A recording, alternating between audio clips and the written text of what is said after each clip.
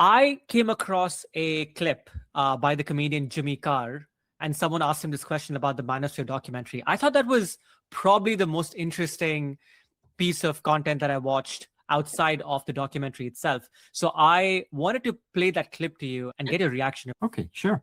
Well, I think it's very good that he made that. I think it's very interesting that they're mainstreaming that argument, because you go, well, those guys are talking to young men.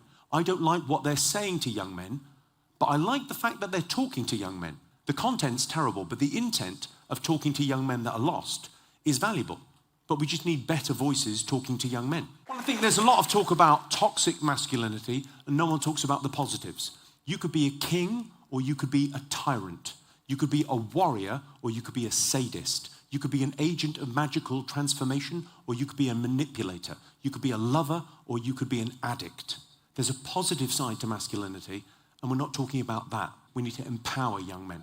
I totally agree with what he's saying, actually, because I think mostly the masculinism and all the fuss about masculinism, it's the symptom of a bigger syndrome. And the syndrome, to me, is how boys relate to masculinity.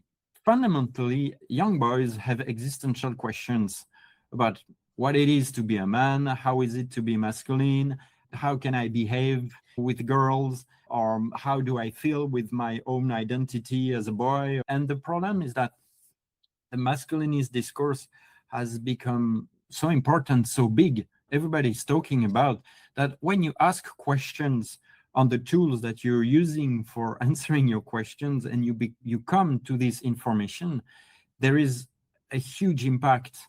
And some boys are genuinely looking for answers, that they don't have in their family context or with their friends.